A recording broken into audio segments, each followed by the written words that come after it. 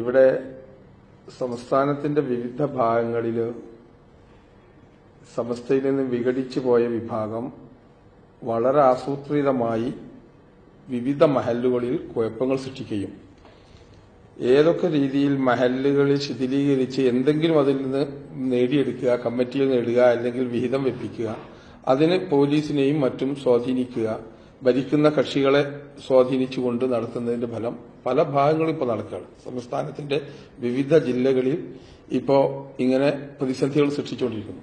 അതിന്റെ ഏറ്റവും ഒടുവിലത്തെ ഉദാഹരണമാണ് ഇപ്പോൾ മുടിക്കോട് നടന്ന സംഭവം. മുടിക്കോട് യഥാർത്ഥത്തിൽ ഏത് റഫറൻഡത്തിനും ഞങ്ങൾ തയ്യാറാണ്. കാരണം 80% സുന്നികളുള്ള സമസ്തയെ അംഗീകരിക്കുന്ന വിഭാഗം, അവിടെ സമസ്ത പിന്നിച്ച് 10-15 വർഷമായാലും സമസ്തയുടെ കീഴിൽ തന്നെയുള്ള ഒരു ഭരണസമിതി പതിറ്റാണ്ടുകളായി ഭരണം നടത്തിക്കൊണ്ടിരിക്കുമ്പോൾ ഒരു ജനറൽ ബോഡി അടുക്കുന്ന സമയത്ത് ഒരു വിഭാഗം വന്ന്, AP വിഭാഗം എന്ന് പറഞ്ഞില്ല, ചില ആളുകൾ ഒന്ന് പറഞ്ഞു, നമുക്ക് ശക്തമായ സംഘടനാ പക്ഷപാതിത്വമില്ലാത്ത ഒരു 5-6 ആളുകളെ ഞങ്ങൾക്ക് നൽകണം. ഒരു വിഭാഗമായിട്ട് തന്നെ പോകുന്നതിന് ലേശം വൈമനസ്യമുണ്ട് ചില ആളുകൾക്കെന്ന് പറഞ്ഞപ്പോൾ ആ നല്ല മനസ്സുള്ള കമ്മിറ്റിക്കാർ വിചാരിച്ചു അതിന് കുഴപ്പമില്ല എന്ന് കരുതി 7 പേരെ 33 അംഗ കമ്മിറ്റിയിൽ കൊടുക്കുകയാണ്. അടുത്ത വർഷം നടന്ന ജനറൽ ബോഡിയിൽ ഇവർ പറഞ്ഞു, ജനറൽ ബോഡി ഭംഗിയായി നടക്കുമ്പോൾ പറയുകയാണ്, ഒരാളെയും കൂടി ഞങ്ങൾ വർദ്ധിപ്പിച്ചിട്ട് 34 ആക്കണം. ആളുകൾ ചോദിച്ചു, അതെന്തിനാ 34 ആക്കുന്നത്? ഒറ്റല്ലേ നല്ലത്, സാധാരണ കമ്മിറ്റി ഒറ്റല്ലേ? അതിനവർ പറഞ്ഞു മറ്റൊരു മറുപടി, സമസ്ത മുഷാവറ 40 അല്ലേ, അതിൽ ഒറ്റല്ലല്ലോ, അതുകൊണ്ട് ഒരാളെയും കൂടി ആക്കണം. അതും ഇവർ കരുതി ഇനി അതിന് തർക്കം വേണ്ട, 34 ആക്കാമെന്ന് തീരുമാനിച്ചു. നിലവിലെ കമ്മിറ്റി അങ്ങ് പിരിച്ചുവിട്ടു. ആളുകൾ ഇങ്ങനെ കമ്മിറ്റി അഭിപ്രായം പറയാണ്. 17 ആളുകളായപ്പോ മറുഭാഗം പറയുകയാണ്, AP വിഭാഗം എണീറ്റെന്ന് പറഞ്ഞു, ഇനി നിർത്തുക, ഇനി ഞങ്ങളൊരു ലിസ്റ്റ് തരുമെന്ന് പറഞ്ഞ് അവരെ ലിസ്റ്റ് സമർപ്പിക്കാം, 17 പേര് ഞങ്ങളുടെ ആളുകളാണ് ഇനി ഉണ്ടാവുക എന്ന് പറഞ്ഞു. നടക്കില്ലെന്ന് പറഞ്ഞു. പ്രശ്നമായി. ജനറൽ ബോഡി പിരിച്ചുവിട്ടു. അന്ന് കമ്മിറ്റിയാണെങ്കിൽ നേരത്തെ കമ്മിറ്റി പിരിച്ചുവിട്ടു, ജനറൽ ബോഡി പിരിച്ചുവിട്ടു. അങ്ങനെ പ്രശ്നങ്ങളായി ഇങ്ങനെ നടന്നു. 2-3 വെള്ളിയാഴ്ച വന്നപ്പോൾ മുസ്ലിയാർ തന്നെ നേരിട്ട് ഇടപെട്ട്, ഖത്തീബ് ഇടപെട്ടിട്ട് ഒരു 5 അംഗ സമിതി ഉണ്ടാക്കുക, തൽക്കാലം ഭരിക്കാൻ ആളില്ലാതെ വെക്കണ്ടെന്ന് പറഞ്ഞ് ഒരു 5 അംഗ സമിതി ഉണ്ടാക്കി. ആ 5 അംഗ സമിതി വെച്ച് ഭരണം പോയി.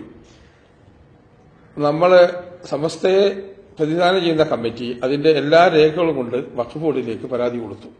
ഇങ്ങനെ ഇവിടെ ഭരണം നടത്താൻ സമ്മതിക്കുന്നില്ല, പ്രശ്നങ്ങൾ സൃഷ്ടിപ്പിക്കുന്നതിന് വഖഫ് ബോർഡ് കൊടുത്തു. വഖഫ് ബോർഡിന്റെ ഉദ്യോഗസ്ഥന്മാർ വന്നു അന്വേഷണം നടത്തി. അവർക്കത് ബോധ്യപ്പെട്ടപ്പോൾ ഇവർ പിന്നീട് വഖഫ് ബോർഡിൽ തെരഞ്ഞെടുപ്പ് നടത്തരുത് എന്ന് പറഞ്ഞ് ഇവർ പരാതി കൊടുത്തു. നിരന്തരമായി ഈ തെരഞ്ഞെടുപ്പ് പ്രക്രിയയെ എതിർത്തുകൊണ്ട് അവർ നിന്നു. പക്ഷെ വഖഫ് ബോർഡ് തെരഞ്ഞെടുപ്പിന് ഡിക്ലെയർ ചെയ്തു. പിന്നെ ഇവർ വഖഫ് ട്രൈബ്യൂണലിലേക്ക് പോവുകയാണ്. ആ തെരഞ്ഞെടുപ്പിനെ ഇല്ലാതാക്കാനും തെരഞ്ഞെടുപ്പിനെ ഒഴിവാക്കിയെടുക്കാനും പരമാവധി ശ്രമിച്ചു. ട്രൈബ്യൂണൽ വളരെ ശക്തമായി പറഞ്ഞു, നിങ്ങൾ എന്തിനാ ഭയപ്പെടുന്നത്, തെരഞ്ഞെടുപ്പ് നടക്കട്ടെ. ഒരു റിട്ടേണിംഗ് ഓഫീസറെ വെച്ചു. തെരഞ്ഞെടുപ്പ് നടന്നു. തെരഞ്ഞെടുപ്പ് ഇവര് ബഹിഷ്കരിക്കുക എന്ന് പറഞ്ഞാൽ അവർക്ക് സ്വാഭാവികമാണ്, അവർക്കറിയാം അങ്ങോട്ട് വന്നതുകൊണ്ട് കാര്യമില്ല, പ്രയോജനമില്ല എന്നുള്ള രീതിയിൽ. ഏതായാലും കുറേയേറെ ആളുകൾ വന്ന് വോട്ട് ചെയ്തു. നല്ല ഭൂരിപക്ഷത്തിൽ സമസ്തയുടെ പാനൽ ജയിച്ചു.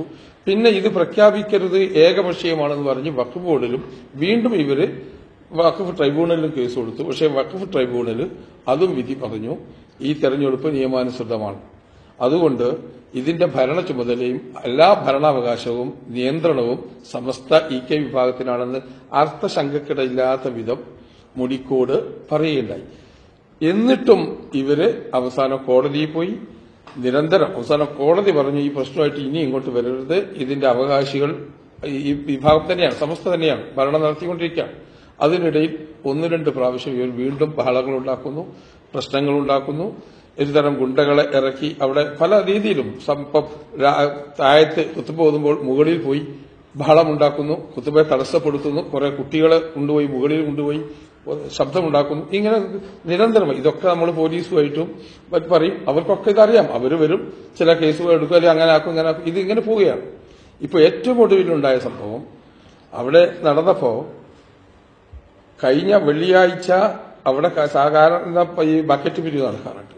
ബക്കറ്റ് പിരിവ് നടക്കുമ്പോൾ ഒരാൾ എണീറ്റ് നിന്ന് ആ ബക്കറ്റ് എടുത്ത് ഓടുകയാണ്. ഒരാളും ഒരു പ്രകോപനം ഉണ്ടാക്കിയില്ല. അവരുടെ ലക്ഷ്യം അപ്പയും പിന്നീടാണ് അറിഞ്ഞത് അന്ന് ജുമയ്ക്ക് വന്നവരുടെ കയ്യിൽ വളരെ ആയുധങ്ങളുണ്ടായിരുന്നു. ഒരു പ്രശ്നങ്ങളുണ്ടാക്കി അവിടെ തന്നെ സംഘടന ഉണ്ടാക്കണമെന്നായിരുന്നു ഇവർ ഉദ്ദേശിച്ചത്. പക്ഷേ സംയമനം പാലിച്ചു.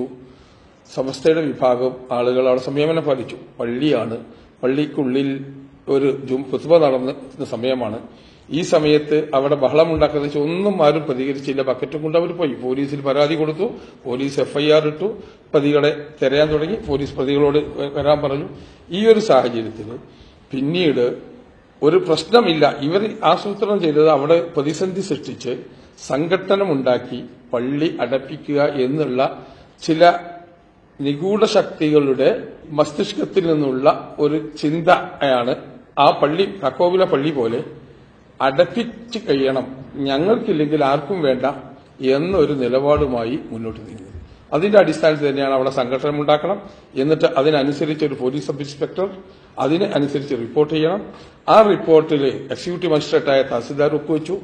നേരെ RDOന് കൊടുത്തു.